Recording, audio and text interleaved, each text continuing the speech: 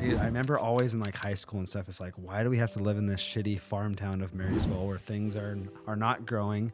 You know, you go to Mukilteo to play football and they got the nice field and everything. Kamiak, everyone's got the nice gear. We've got all this beat up gear. I'm like, why the hell am I in this area? And I'm like, I'm in here because this is where my dad set up the roots and everything.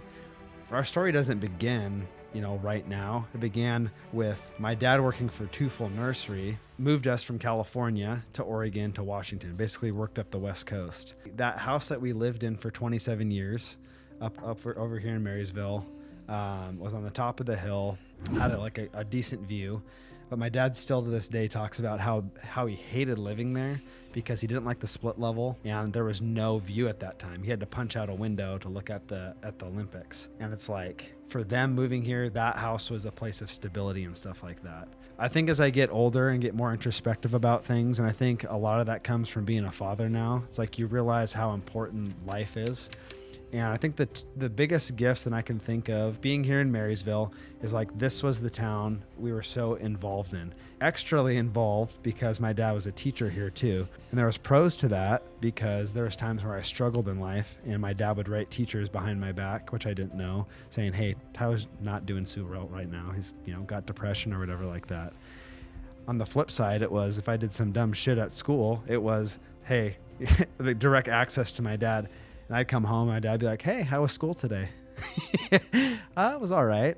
Like, how did it go in Mr. P's class today? I'm like, oh God. I remember these things because it's like direct line of sight there, involvement in here. The town of Marysville to me has just always been like the launching pad and looking at various things. It's just like, we would always come home and the biggest gifts that my dad and my mom gave me is I can't remember a time where they were never at my sporting events.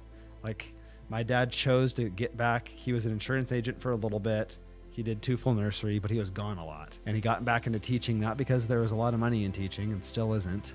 It's because he wanted those 3 months in the summer off, essentially, to spend with us. And he wanted to get home every day and spend time with us and make sure he was at sports. That is the biggest gift I've ever been given in the world because my parents were always there. And I think I'm doing my best to mirror that. I mean, real estate, you're always on, I think, but creating that time where it's just like, I need to be here with my family is so vitally important. I have the honor to have such a strong family and strong family ties and roots. My parents loved the shit out of me. And so coming home, one of the rules always coming home was we're going to have dinner at the table together.